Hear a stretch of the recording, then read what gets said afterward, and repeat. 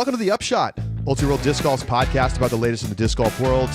I'm the host and the editor, Charlie Eisenhood. Joining me is Josh Mansfield. It is Tuesday, November 4th. It's Election Day. It's Election Day. Are there things going on in Utah that you can vote on? Oh, yeah, I'm going to vote on them. Just municipal. Just boring stuff. Yeah. We got a big one in New York City. You may know. Oh, yeah, you do. Your mayor's race is big. Yeah. Yeah. I think it's probably already done and dusted. If that polling is even close to accurate, it is. Yeah. We're going to have Zoran Mamdani as the next mayor of New York City, I think, which is going to be very interesting. I think people who live outside of New York are going to be very polarized about him for no real reason. Like, New York City is kind of its own place that has its own needs. And it's an 8 million person city plus a probably 15 million metro area. More people. I think that's if you count the metro area, that's close to 6 times the size of Idaho population. So yeah, interesting scenario. Andrew Cuomo, I'm sorry, I can't do Andrew Cuomo again. No. He's just a bad guy. I don't know what to say. It's a bad guy. So the Democratic primary decided this election as it usually does. And it'll be interesting. We don't need to talk politics today, but an experiment in real time. But I have to say, Zoran has been a very compelling candidate, even if I'm not aligned entirely on the policy concepts. He's a brilliant campaigner. He's a very good politician. I saw a picture that his campaign put out of him sitting in the nosebleed seats at the Knicks game, and then they also put a picture of Andrew Cuomo sitting courtside. And I was like, just gets it, man. Just nailing him to the wall. Holy smokes. Yeah, he's a good campaigner, that's for sure. Listen, he should have taken the courtside seats, but he'll have his chance. He'll have his chance. Yeah. All right, let's dig in. So, programming notes. Thursday, we will have a preview show for the Match Play Championships coming up this weekend. We will have a live Rapid Reacts in the Discord on Sunday following the Match Play Championships. I'm excited for this. We haven't had one of these since 2021 when they did that one up in the mountains in Colorado. And it was kind of cool, but the problem was that it was in the middle of the season, and so it felt like it was really skippable. It was very skippable. Yeah, right? Yeah. It was just an eruption. Now that the season is done, I feel like I'm going to be energized to watch this and be okay, who's going to take home some cash here? Now, it feels like a total throwaway event still, let's be honest. It's been kind of a mess logistically. They've had a hard time marketing this. I haven't really seen what the payout is or anything, but the players are going to be there. They're going to play a great course, and I would think we'll be entertained. Hornets Nest is awesome. Yes. I also appreciate that they gave us a couple weeks before this event. Yeah. If they had done USDGC 1 week break, Pro Tour Championships match play, I would not be happy. Yeah, maybe they should take a page from their own book and give themselves a little space before the Pro Tour Championship. It's an idea. So we will get to that on Thursday. We've got tons of great off-season stuff coming up as well. We have our Storylines bracket from the year. We have our Gaffs bracket from the year. Please send in your storyline ideas and your Gaffs ideas. We've got a thread going in our Discord for Gaffs, which is huge because I feel like gaffs remembering the gaffs from February are a little tricky sometimes. Yeah. So gaffs and weird stuff bracket. We've got, we'll do some roundtable stuff closer to the end of the year into early January. Obviously, we'll have tons of updates on player sponsorship news as the time comes. So lots to get to. Today, we are going to just take the big picture view. Top 5 storylines of the offseason upcoming. What are we paying attention to? What are we thinking about heading into the next couple of months as everything kind of slows down? So Josh, let's take it away. What's number 5 on the list for you? Well, number 5 is the one that I feel like the PGA has talked around, and we all know it needs to happen. I'm waiting to see if Throw Pink gets awarded a major status. It's time. This is the time to do it. Just get it done this off season. And it's weird because the sentiment is clear. At first, I think it was a little bit mixed, right? And we were kind of testing out this experiment, and not here at the Upshot. We've been firm advocates of this as a We've been major beating this drum. Yes, and we are going to continue to beat this drum. But I really feel like the public and the rest of the disc golf world is starting to trend more and more towards that this needs to be a major. And it feels like at this point, it's like, why not?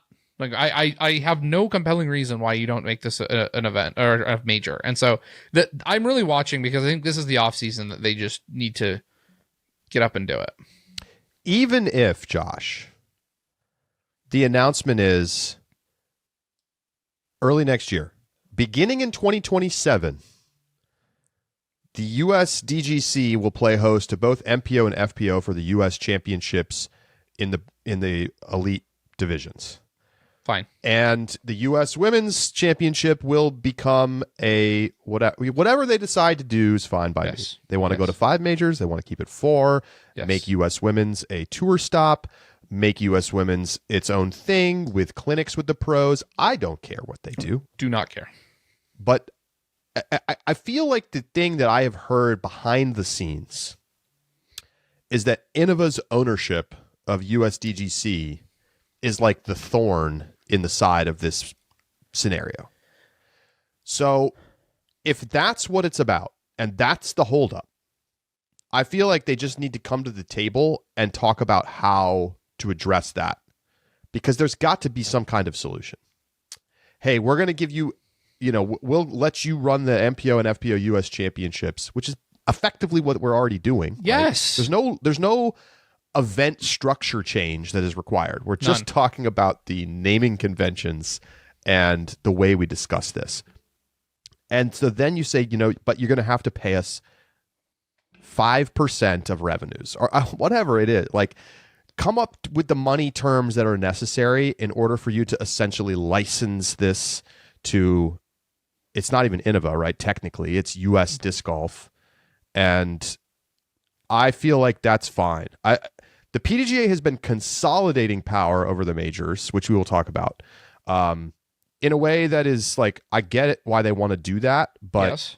I also think we need to look at how golf and tennis work, right? Like, the majors are their own entities, and it's clear that US Disc Golf and USDGC have developed by far the premier US tournament experience. It's not close. No, it's not. So I think that it's fine to acknowledge that they've done that and that they're already running a women's tournament, and it should be a major. It's like, and I remember when we first asked about this, and they said, well, yeah, the PGA doesn't own it, and it's like, who cares? Who like, they already run, they run the premier US major and tournament. They now run what is largely the most prestigious event that is not a major, and I would argue, it's not even a question. it's reaching the point that I care more. I'm almost to the point I care more about Throw Pink than I do about the U.S. Women's winner. It seems like it is more prescient when determining the value or the strength of a person's season. And so it just, like, this whole, like, well, we don't want Innova to have another one. It's like, they already own them. They already own them. So just give them the M designation, keep your U.S. Women's that you own, and let's get on with our lives. So that's what I'm hoping for this offseason. Yeah.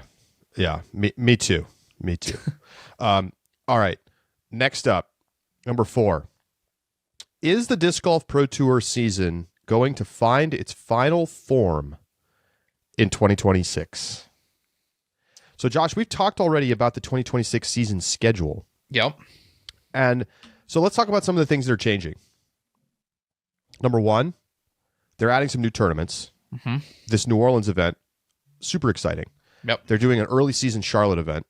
Love that. They're doing this new Jomez Pro series for like post-produced only elite course highlights, essentially stealing Go Throw Tour, right? I mean, like, this is more or less taking that down. And yeah, Jomez back in the day, before they were owned by the Pro Tour, was like on the verge of doing something like this. And I think the Pro Tour was very concerned about that. And it probably was part of the motivation to ultimately buy Jomez. Sure. what are some other things they're doing? Well, I think that there's I something... know you specifically love the schedule. I do love the schedule. I think it's the best schedule they've had. The other thing I would note, though, is that there are a couple of things that always get announced and changed year to year, and I'm kind of interested to see to what extent the continuity stays from this year.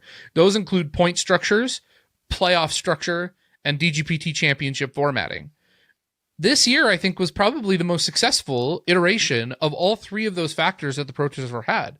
It felt like the tournaments were appropriately weighted. They had a meaningful playoff structure that was exciting, and the Pro Tour Championship went pretty well. And so, I loved the two courses as well. I thought that was great.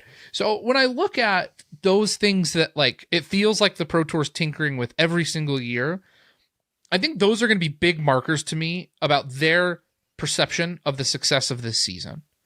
The more they play around with those small things on the margins, the more that tells me that they are unsatisfied with elements of, like, the tour itself that, like, fundamentally define its identity as the season goes on.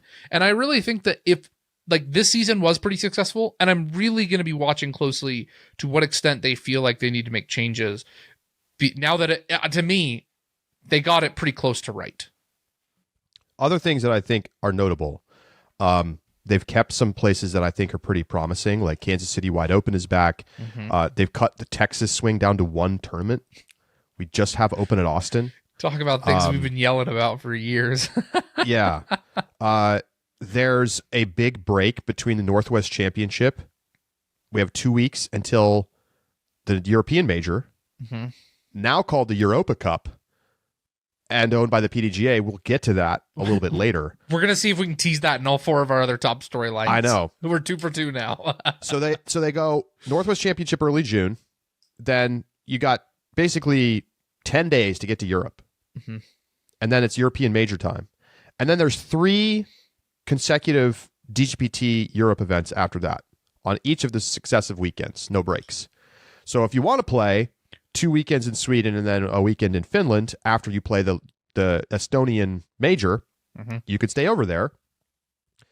Then we have U.S. Women's back stateside July 16th.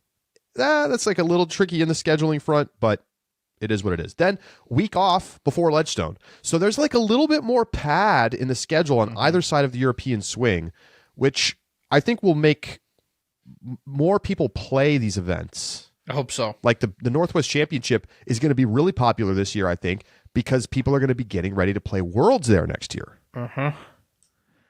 And then you have like a nice flow with Ledgestone, Iowa, Discmania Challenge, Preserve, and then Worlds in Michigan. And then the home stretch of the season. So just things feel more clearly laid out. It's not overpacked. There doesn't seem to be as many events where it's like, well, everyone's going to skip that.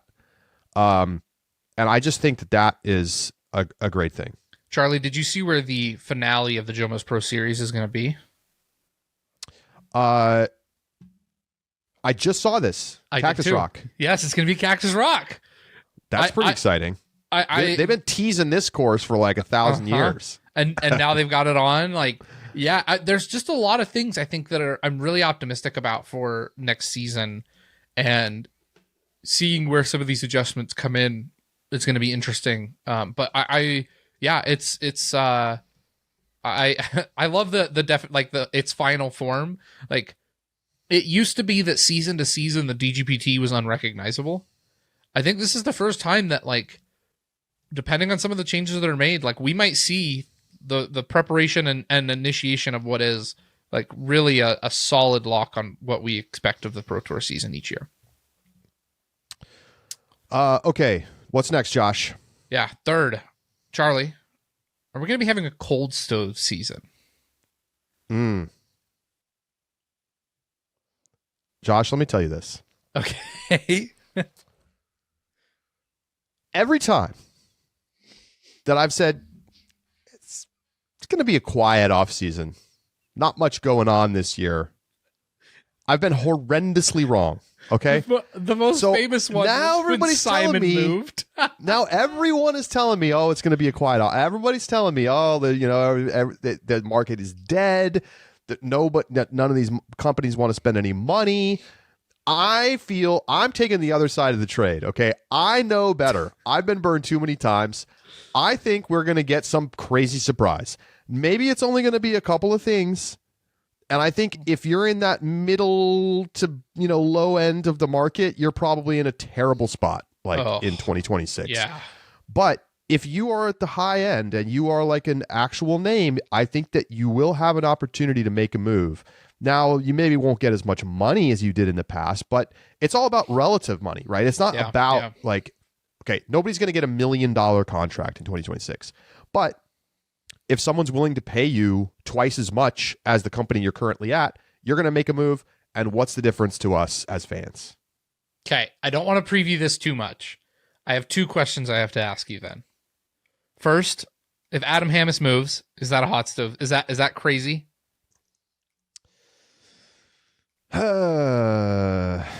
No. Okay. But it's like borderline. If Holland Hanley moves, is that crazy? I think yes. I mean, if you don't think Holland Hanley moving is a big story, it just shows a bias against FPO storylines. Yeah. Because, if a top 3 player in MPO moves, so who is that? That's Gannon, Calvin, Ricky. Isaac. Right? Oh. Isaac, Paul. That's your top 5, right? Yeah, if any of those guys moved, it would be a massive story. Some more than others. But if you don't think Holland moving is a big story, then what's the big story? Kristen coming back could only be the big story for you in FPO then. No. It's funny because I'm not sure exactly where, but I'm kind of under the feeling that it's more likely than not that Holland moves. Oh, interesting. So your expectation is a move. Yeah, so it doesn't feel like it's going to be much for me because I think I'm expecting Holland to move. The resurgence of Paige has just made the Discraft FPO room very crowded at the top. And don't you think they want? I mean, objectively, Holland is their top female player. She may not be the biggest sales driver compared to Paige because Paige has popular discs with her name on them, but you just awarded Missy the DGPT Player of the Year. I don't know what I'm talking about. That shows you how crowded the Discraft room is. That's my point. Let me tell you what I did. The obvious top. I'm looking at the list of players who are up for contract in 2025. Okay. So what I said is obviously factually wrong. Missy is their top player. Yes. I get your point, is what I will say. I get your point. I think Holland feels like she could get a better deal with someone else because the room is crowded. Yes. And I'll tell you where I think she goes. I will do more stove talk. There's a lot of going on in FPO, actually. It's a more interesting FPO this offseason than MPO. Yes, Evelyn and Henna are both up for contract. Yep. That's huge. Yeah. Here's what I think. You ready? Yeah. I think Holland goes to Discmania. She gets to go play with Ella. Discmania is the lone exception to House of Discs, in my opinion. That is just obviously their marketing strategy is elite player focused. Yes, and it's great. And Holland is such a good fit. She's friends with Ella. Could you imagine if they're running Holland and Gannon together week to week? I really think that there is and I just don't think Discraft has done a good job of marketing Holland. Especially, Missy is both the better player right now, or at least this season, and the more marketable player. And then Paige is more marketable. And so it's just, Holland's got to get out of that. Got to get out of that room. And I think that this season is the season she does it. And so I think the thing is, Missy markets herself. She does. With big money Missy. She does. They don't. Yes. They don't have to do anything. We market Missy. That's. But my point is, I think it is crowded both in terms of sales and performance, and Holland would be better served leaving. I'm expecting Holland to leave. Other than that, I think it's going to be a cold stove season. I think there's going to be some big moves. I mean, you have other players. I mean, Discraft is going to be the focus of a lot because they just simply have the most good players right now who are most prone to making a move. Aaron Gossage, I think, is very interesting. You've got Chris Dickerson. Is that? I don't know that that's a major piece of news in 2026, but no. He's still a great player. He's just been kind of quiet, it feels like. Ezra Aderhold is up. Obviously, you mentioned Adam Hammis. These are all Discraft names alone. I know. Their team. I'm expecting a bombshell. I'm going to be honest. I think we could see something crazy happen. Maybe. Because the thing you haven't counted on, Josh, is another company wants to get out of a contract and they bail on a deal and somebody else signs them away, a la Ricky. Mm-hmm. I'm not speculating on a particular player or company. I just think we're going to get something bigger than we expect. It always happens. Is there a chance that MVP bails on Eagle? No, I don't think so. I don't think so. Like, why would Eagle leave? I don't know if Eagle. This is not an Eagle leaving situation. But like, if MVP he's probably got a better deal now that he could get somewhere else. But if MVP has a buyout clause in there, they bought him in the middle of an injury. I wouldn't be shocked if they. MVP is doing the best of any of the manufacturers right now from a hype perspective. I feel like they just are like. I feel like the hype on MVP is cooling. Well, yeah, probably a little bit. That's just how things go. Oh, I get it, but they've got a lot of money tied up in some players. Well, I mean, they paid big for Simon, and why not? It was a great decision. Sure, I agree. I completely agree. Well, I'm curious if they've paid off their $10 million yet. I mean, I just think like they're literally making up new discs for Simon, and that people just buy them. So like, I think they're doing fine on that front. Yeah, probably. Also, like with inflation, that the cost of that contract just goes down over time. That is true. I'm telling you, it's going to be hotter than people expect. Okay. Come back to this podcast. Flag it. Put it in your notes. Just desperately trying to make up for previous seasons. We're going to take a quick break. When we come back, we will talk with Discraft's Bob Julio. And after that, we'll give you our top 2 storylines we're following this offseason. We'll be right back. It's The Upshot.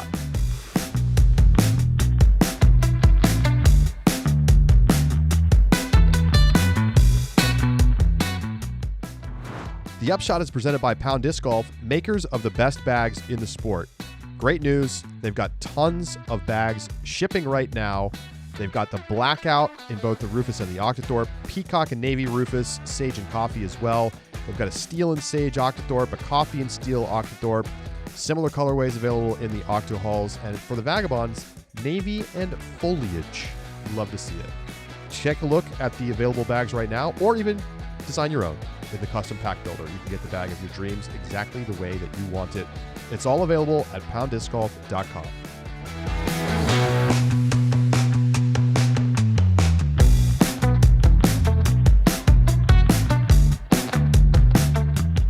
Joining us now on the Upshot for the first time, Discraft General Manager Bob Julio joins us. Bob, it's great to have you here. Thanks for joining. How are you?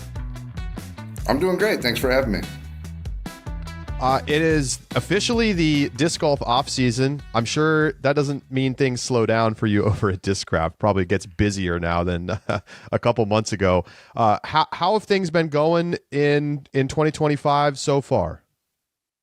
Oh, 2025 was a dream come true for me. I mean, getting to work with Ken Climo was one bucket list thing that was really awesome. But then also our team really showed up. I mean, the amount of wins we had, we were actually scrambling over here just to keep up with the victory discs. It was a huge headache we would, make one disc, which can take up to 2 weeks, 3 weeks sometimes, depending on scheduling and machine time. And then 2 other players would win. We're like, we haven't even got the last ones out. So it was a learning experience for us this year. But the team really showed up. I was very proud and impressed with how we played this year.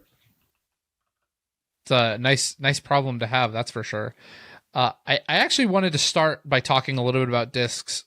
I've seen, especially over the past couple of years, and this year, the like AB and Paul collab discs. I feel like Discraft's strategy towards signature discs has kind of evolved, as opposed to just here's your stock signature disc for the year. There we go. How would you describe the evolution of your signature disc strategy in the post-COVID world? Well, I think you have your world champions that have their own molds. And we've built that because we think we put Worlds on a high pedestal in our sport, and we open up that opportunity for them to actually design their own molds in their lineup. And then you have your standard signature series discs where you know the Buzz might have Paul Macbeth's name on it, and it's a standard Discraft disc. So then you have your signature series there, and then you have tour series. The thing we ran into with like Barella is he loves the Luna, and it's Paul Macbeth's mold. So we started to, you know, it benefits all of us. We're all a team here. It benefits all of us at the end of the day. So we just lean into that rivalry and that, you know, almost fighting over Paul's mold a little bit there. And we just did recently one with Ezra Robinson and Ezra Aderhold, where it was the Nuke and the Buzz SS, and they're arguing over who the real Ezra is. So, you know, it's just having fun with it and allowing them to still promote someone else's disc and benefit from that. So there's a ton of strategies where they can get royalties and just special promotion through it too. So that was kind of the need for that. But we've also liked collabing with like musicians and Bert Kreischer and things like that. And really the idea is to capture new fan bases and audiences and bring them into disc golf. So 10 years ago, Discraft had basically almost no notable touring players as a sponsored player. And as you have taken over increasing responsibility, we've seen the strategy go completely in the other direction. You know, obviously there's the Macbeth deal, then Page, then an increasing expansion on the elite team to the point where now, like, I think it's unquestioned that Discraft has the most talent among all of the top manufacturers in terms of pro players. And, you know, you can point to the accolades that you already have about all the wins and success that the team has had. It's still a marketing strategy. How do you feel like, and it costs money to pay all these players. How is that strategy working, do you think, especially given the context of the broader landscape of the market being a little bit down, coming off the COVID highs? Like, is it working, do you think, to have such a big team, and is it sustainable? Yeah, that's a good question. I think having a big team isn't necessarily the goal. I think having the best athletes you can is a goal. And I would argue that Discraft and MVP are probably two of the more impressive brands right now as far as fan engagement and excitement. And what did they do? They also did the similar thing that we did with Paul Macbeth. They signed a 10-year deal with Simon Lizotte, who's one of the most popular players. So I think they're proving that our model works still to this day. I think where it gets hard is a lot of companies want to throw money at a player but not get the ROI. They don't want to do anything exciting or interesting with them. You have to work hard to get the money back. It's not a guarantee you're going to make money off that player unless you're willing to build a brand with them and, you know, have the battles with the discs and, you know, YouTube channels and things like that. So, you know, the places I see is just like Kelvin Heimberg, for example. I mean, his ROI could be way more manageable if Innova was doing a lot more with him right now. So I think, you know, I think the model works, obviously.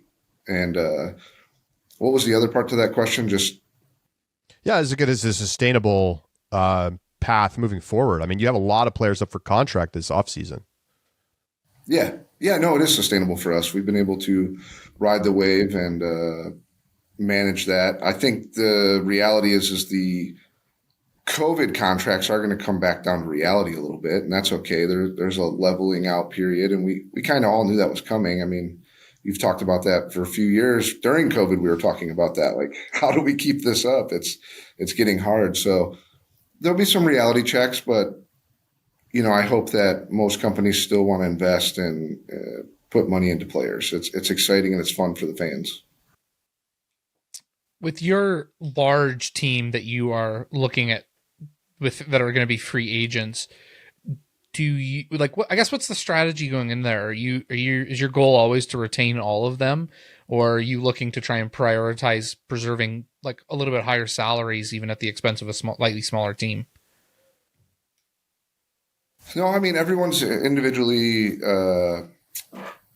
we look at every contract individually. So, I mean, we're not like, oh, we have to get rid of X amount of players to keep Paul Macbeth or anything like that. They're all figured out individually. I think sometimes it's time for a player to move on in their best interest and our best interest. And that does open up the door for the next up and coming players, the Sullivan Tiptons, the Luke Taylors, the Cole Redolans. They're the next wave, the next generation of our sport.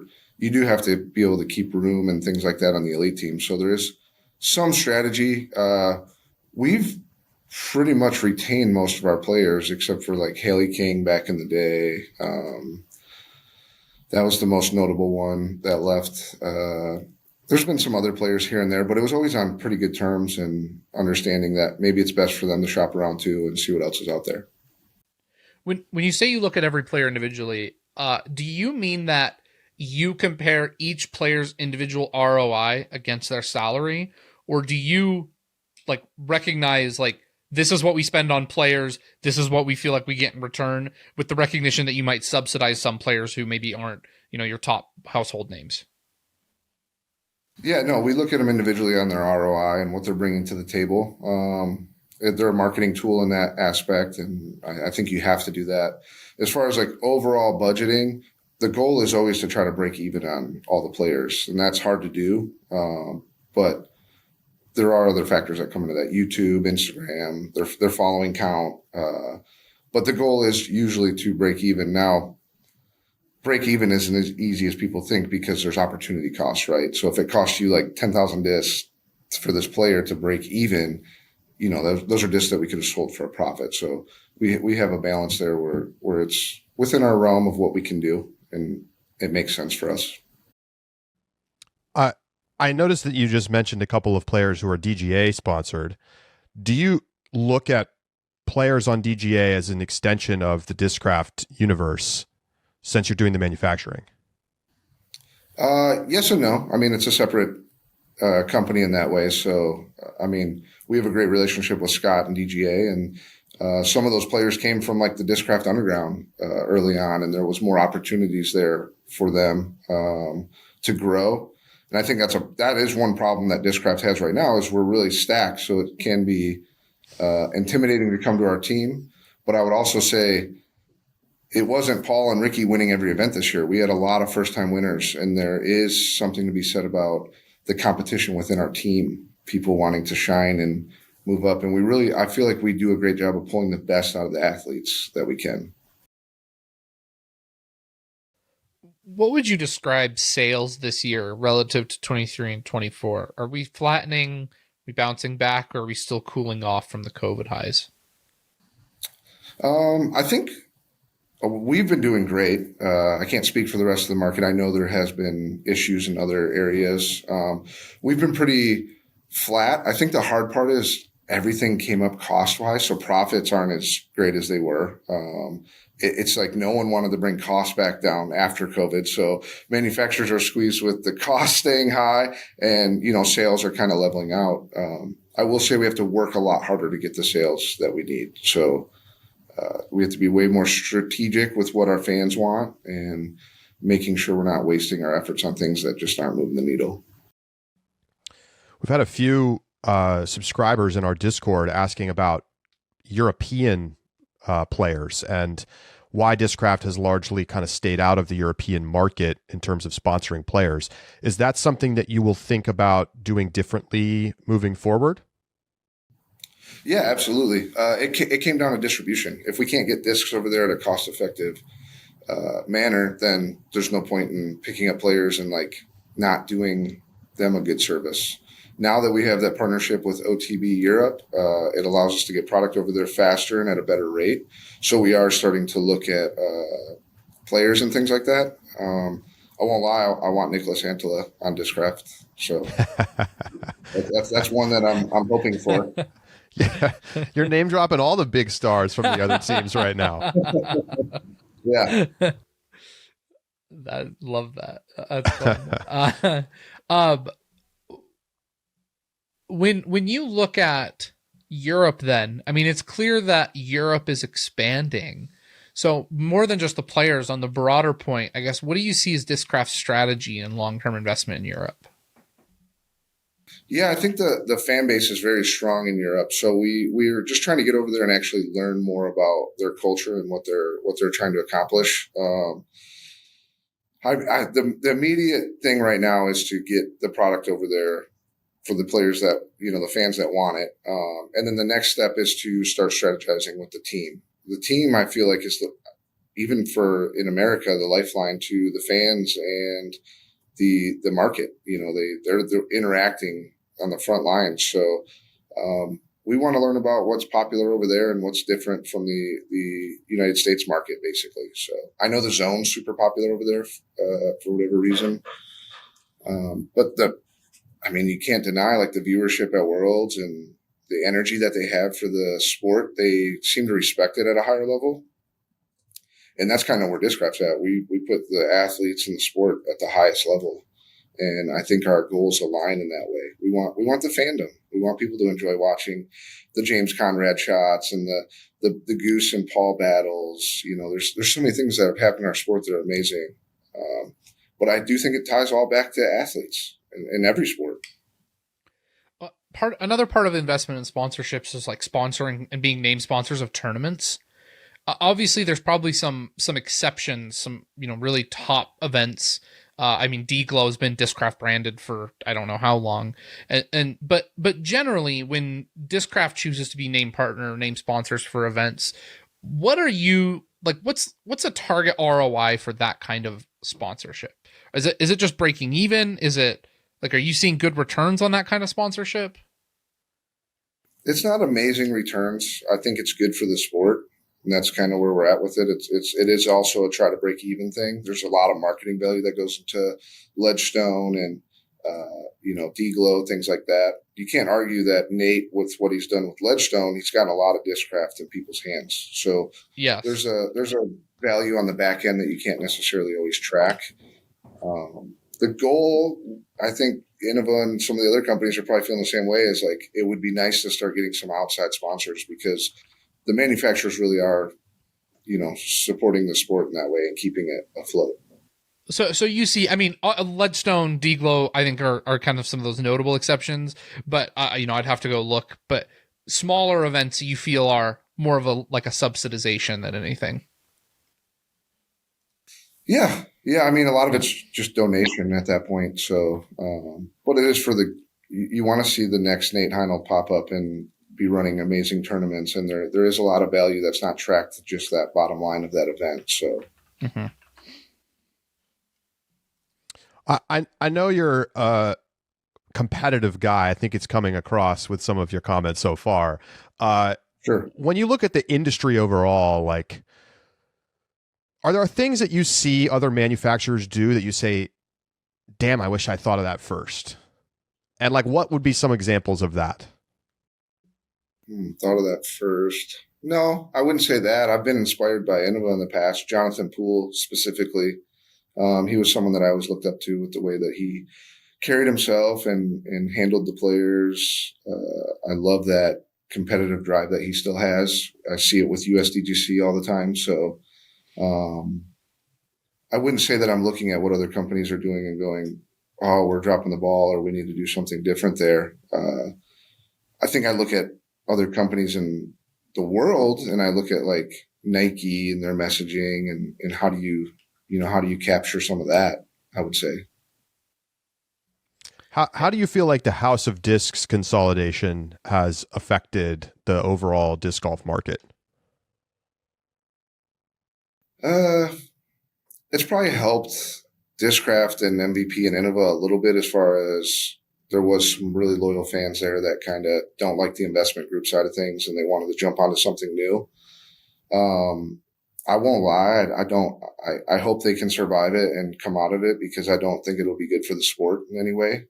Losing, we need the competition. I am competitive. And if there's no competition, we're not, what's driving us, what's motivating us. So you can't argue that Dynamic Disc and Discmania and those companies help bring a lot of new players into the sport. So I hope they can weather the storm. I don't know how bad it really is there. I just know from like a PR standpoint, they're not in the greatest light right now. With looking at kind of some of the innovations that Charlie was mentioning, it seems like the hype right now is playing around with plastic and weight distributions and rims. The Buzzsaw is an example that kind of comes to my mind from Discraft.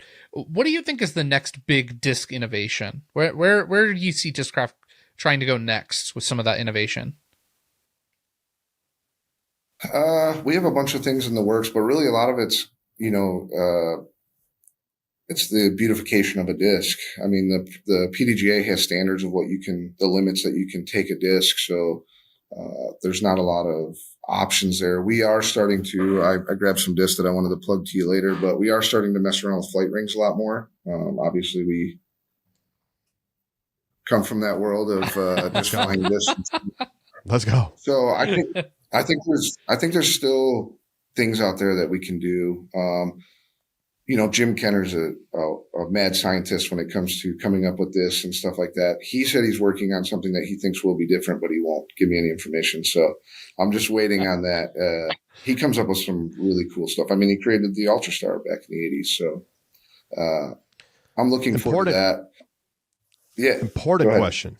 Ultrastar OS when? So we got the Luna Battle Pack, the Ultrastar OS. What are you saying? I'm saying I need an Ultrastar that is overstable for wind. Yeah, no. Ultrastar. He wants an actual Ultrastar for wind. I thought you were talking about the Ultra Luna that we did. I was like, okay. No, I think that is very cool. I do think that's cool. Yeah. I asked years ago. I think I was talking to Pad Timmons who's on the Ultimate side of Discraft, and I wanted to make Ultrastars, or I think I want to make golf discs with a mini Ultrastar stamp in the middle, or maybe Ultrastars with a mini Ultrastar stamp in the middle, and I was told I couldn't do it. So I'm still salty about that. Just FYI, yeah. You'll have to get Pat on and give him a hard time about it. Yeah. Okay. We've done that before, though. We did make some Lunas with mini Ultrastar stamps. I know. We need more of that. Charlie went and asked if he could do it, and they're like, "No, you can't." And then they went their meeting after. It's like, "That's a great idea. We need to sell some of those." Yeah, exactly. Right. You were the inspiration, I guess. I know that like the Ultimate side of the company is not nearly the scale that it used to be in terms of importance to the revenue and everything. But I do think Ultimate is badly in need of a more stable disc for windier conditions. And I'm wondering if there's ever been thought on trying to make a more stable version of an Ultrastar for that purpose. I can't speak on behalf of Pat. I would let him be the one that would speak on things like that, but he is always tinkering and, listening to feedback. So I do know that one good thing about Discraft is it doesn't fall on deaf ears. We do take our fan feedback very seriously. And then they run your stamp idea, Charlie. That's fine. We do a lot for Discraft over here. Ultrastar OS from the brain of Pat. The Ultrastar OS comes out tomorrow. Yeah, exactly. Oh, that's funny. A Climo disc golf, obviously a big story last off season.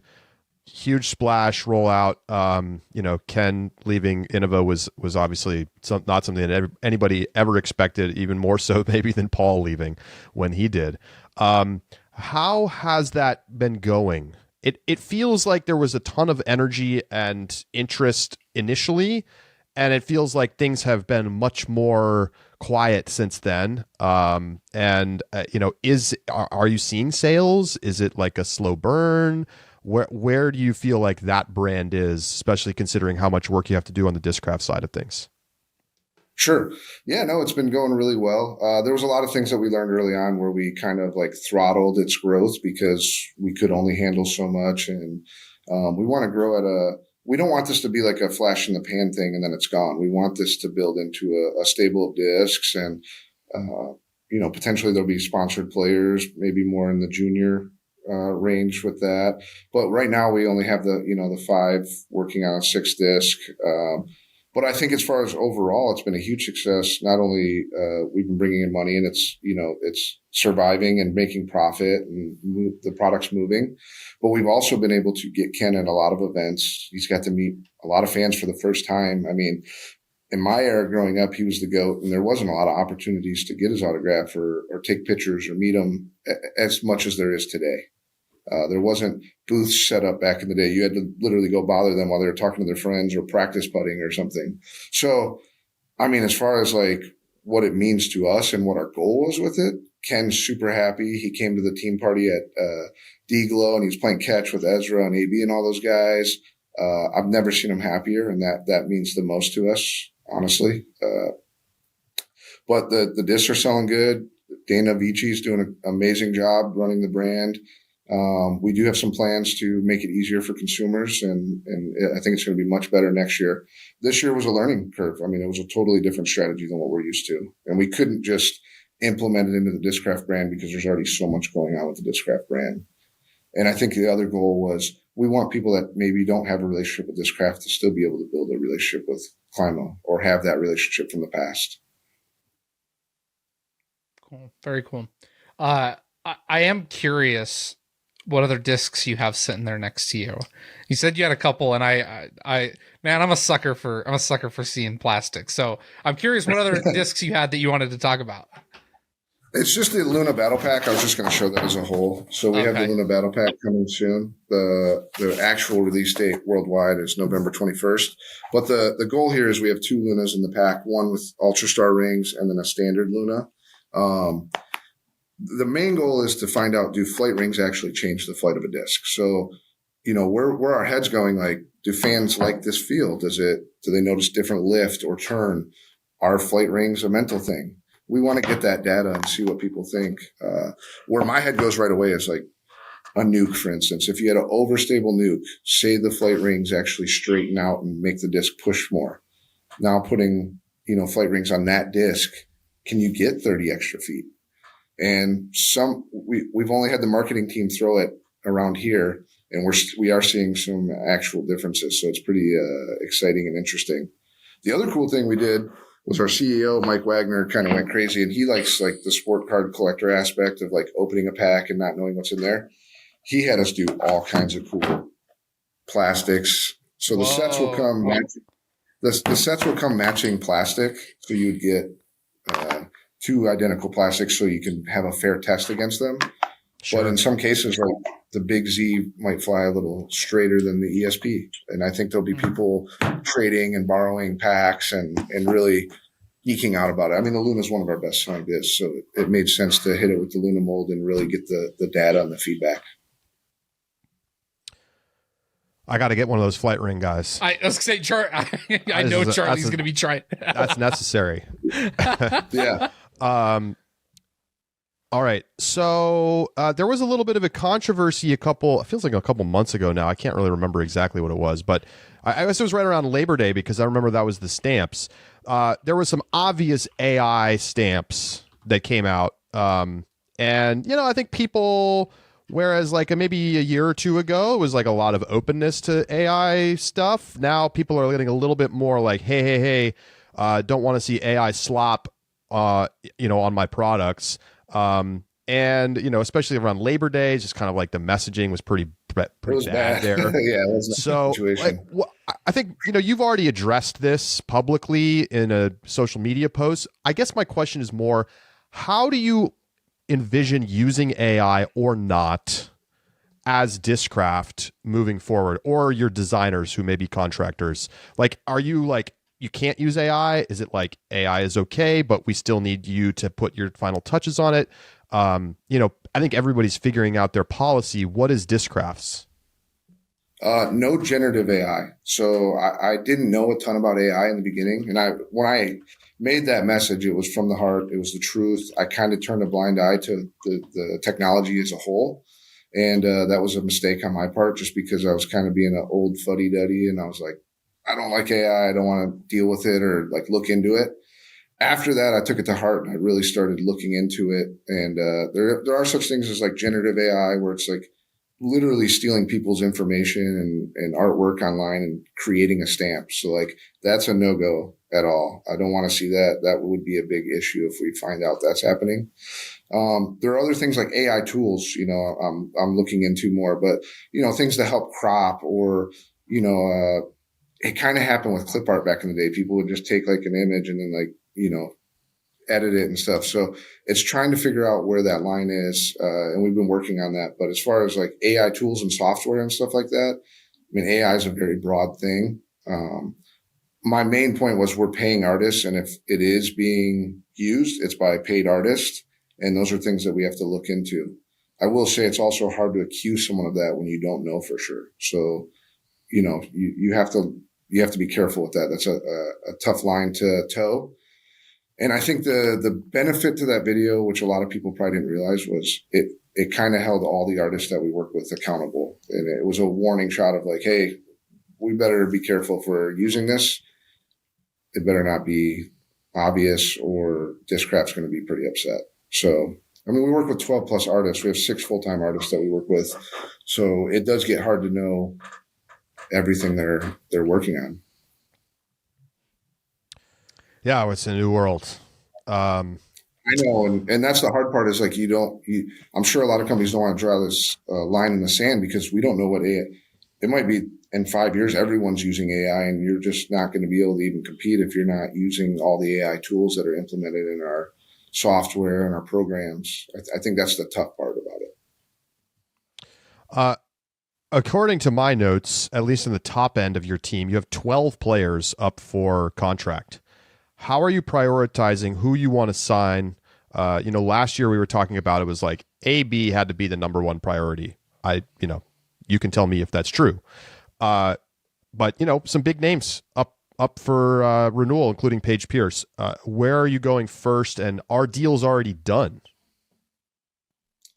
Yeah, deals are already getting done as we speak. We have a great relationship with the players. There's no trickery going on with Discraft. We're not, trying to like force people to quickly sign or auto renews or whatever these tactics are that a lot of things we see in the sport that happen. So like, it's very open. If someone doesn't want to be here, we would gladly allow them to move on and vice versa. So I feel like all our relationships are so good that we already kind of know where we stand before we even get to this point. So feeling pretty good about everything. There will be a couple players that I think we see go other places, but that's just part of the sport, All right. Any other thoughts overall on 2026 and, anything new coming down the pipe for Discraft? Nothing I can share right now. We're just tightening up our processes internally because we haven't had a ton of machine time. We're slammed and the employees are working their butts off. So we're trying to streamline some processes internally. I think we got the team in a really good spot. Our marketing's really good, but with production and things like that, we're going to be focusing on ways to get less waste, better product. We're starting to polish our molds in a different way, which gives them a nice look and feel. So we're going to be kind of focusing more on the internal processes this next year. But overall, we're happy. Right. I mean, we're happy with where things are. Awesome. Bob, thank you so much for coming on. We appreciate you. Yeah, it was nice being on for the first time, and I appreciate the time, guys. All right, Bob Julio, Discraft General Manager, with us on the Upshot. We'll be right back.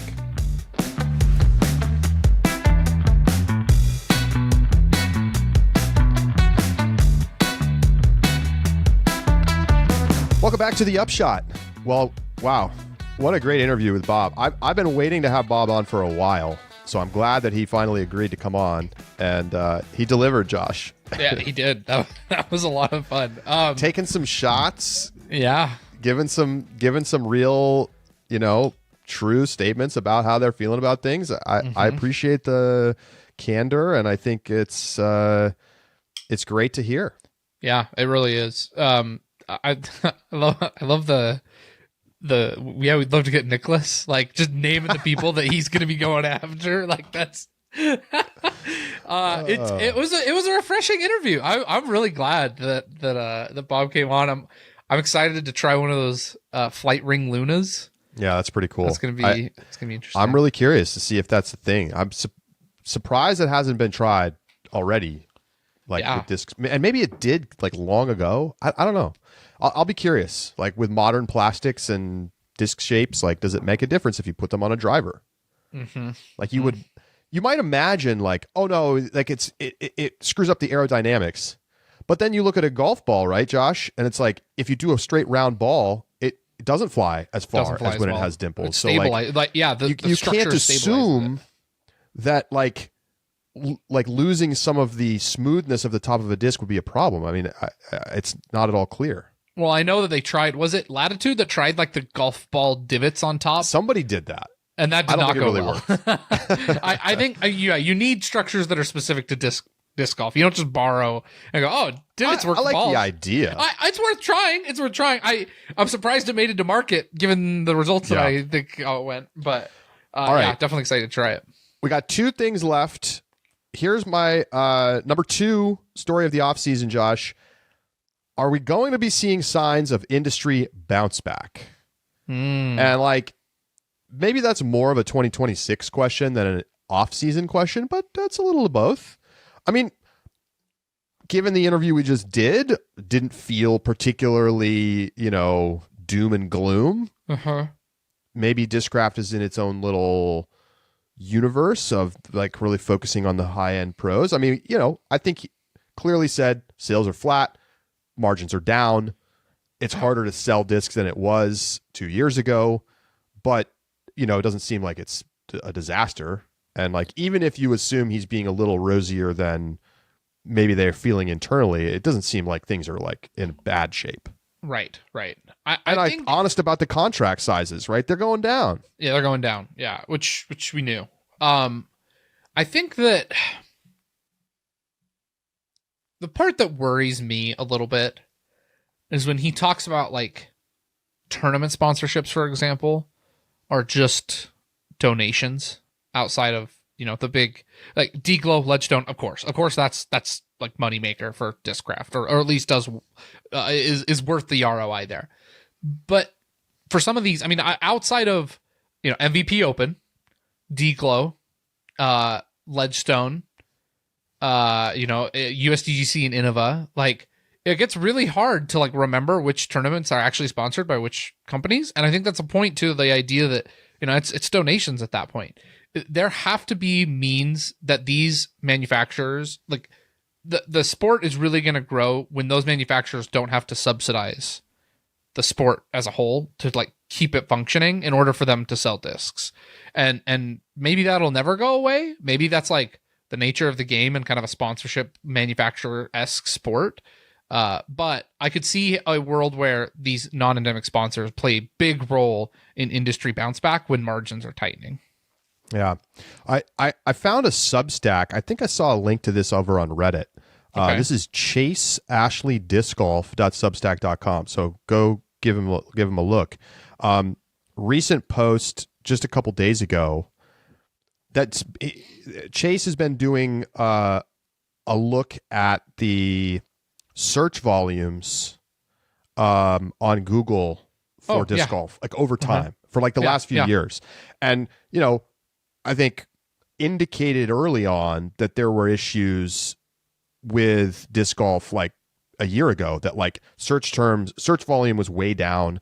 And that's kind of like correlated with a dip in PDGA memberships and an overall decline in competition. Sure. Now starting to maybe see some green shoots.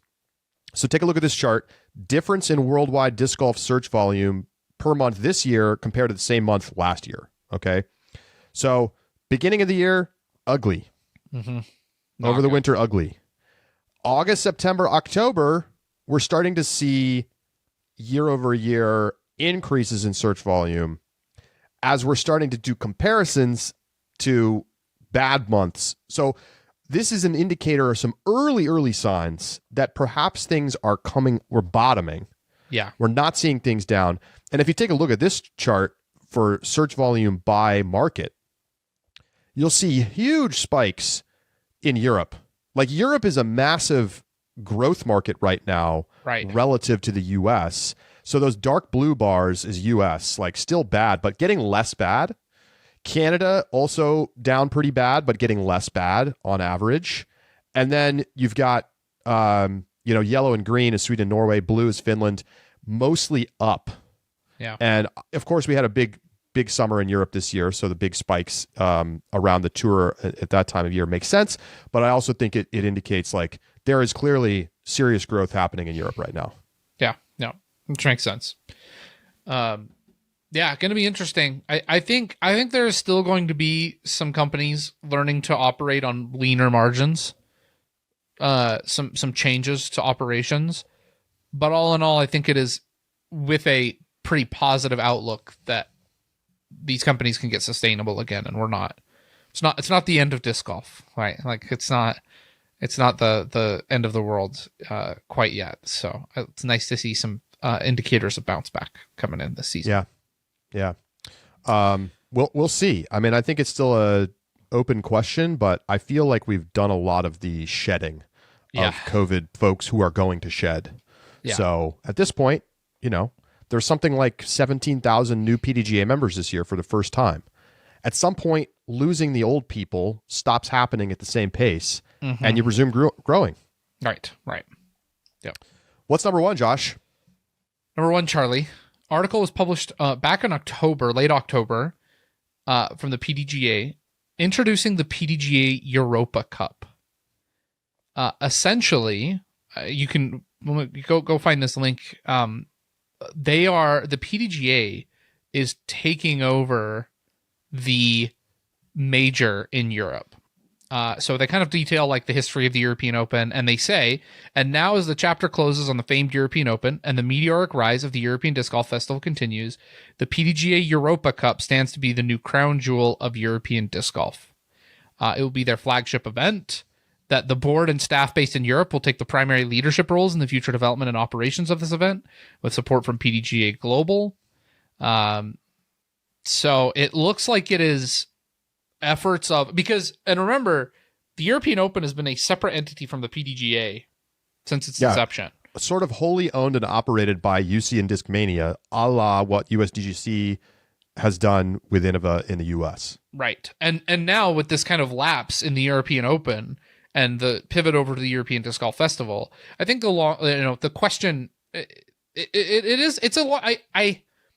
this is a long-term question of sustainability in terms of the European major and how it needs to function. And if you have a partner who is well-organized, well-coordinated, and willing to run that major, all the better. But for years or instances where that is not happening, you don't have to depend on the good faith or goodwill of an individual partner to actually run the major, and the PDGA is taking a little bit more of a proactive approach to it. I think this makes sense. It's going to be interesting to me because, like, if you look at the image, the Europa Cup looks really nice. I love the branding. I think it looks good. I'm curious because the European Disc Golf Festival has pretty well-established branding and has worked with their partners on establishing that. So I'm curious to know if they're going to be ditching the European Disc Golf Festival branding, or if it's just going to be the European Disc Golf Festival Europa Cup powered by Swanson. Yeah.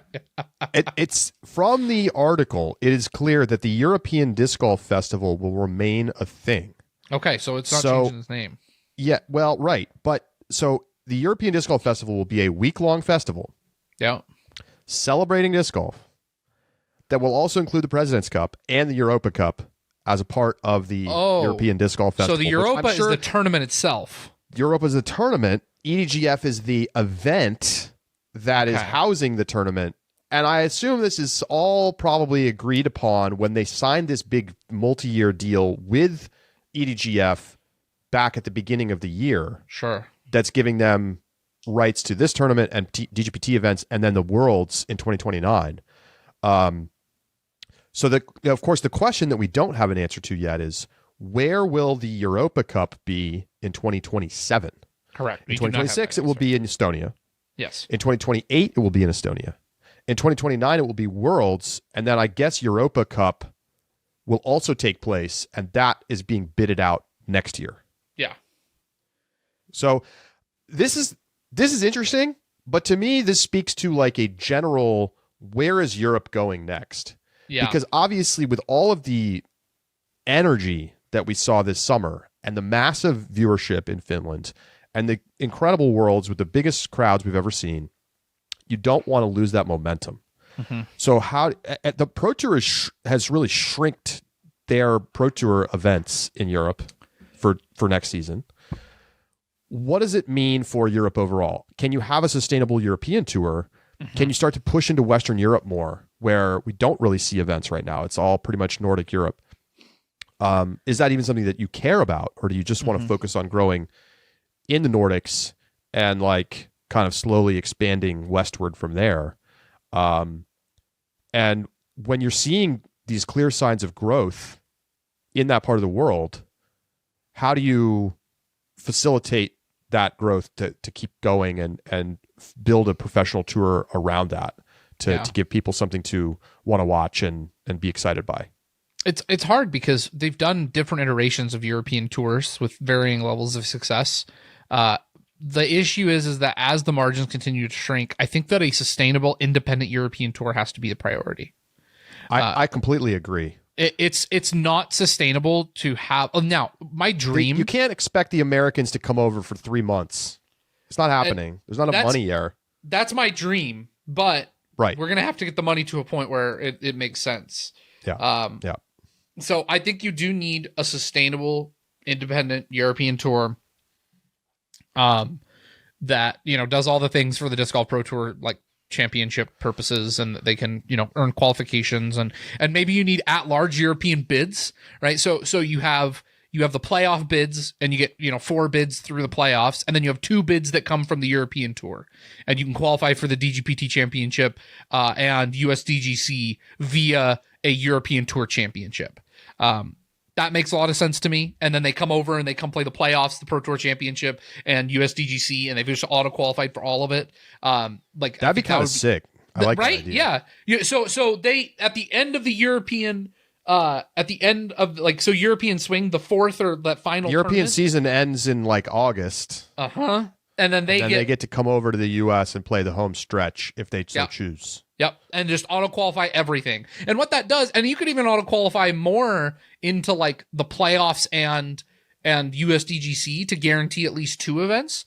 But if you gave 10 at-large spots to the to the first playoff event and to USDGC, and then you gave the last, and then you gave 2 spots, the top 2 get auto-qualify for all 4 events, it just gives players protection and incentive to come over and make sure that they're playing that stretch, which is the integration between the top European athletes that we need in order to continue funneling. You have to keep funneling top talent out of Europe onto the highest scene, because that's what's going to continue to grow the sport. Because the U.S. market is still probably 80% of the industry. Yes.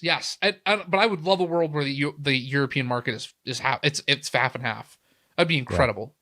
So this makes sense. Well, it makes a lot of sense. That's things we're thinking about this offseason. Give us your thoughts. We've got tons more offseason content coming your way. If there's interviews you want to see, let us know. Shout out to Shelby Cohen and Parker Austin for winning the NADGT Championship. We've also got the DGPT Q Series finale coming up in Charlotte, I think, in a couple of weeks. We'll be back with you Thursday to preview the Match Play Championships, and then subscribers get ready for live reacts Sunday in the Discord. You can become a subscriber for less than $5 a month. And you know what? It's just as valuable in the offseason as it is during the year. We've got tons of awesome sub bonus content coming your way, and the Discord is the best place to talk about everything and get the breaking news and all that good stuff. For Josh Mansfield, I'm Charlie Eisenhood saying so long, and we will talk to you Thursday right here on The Upshot.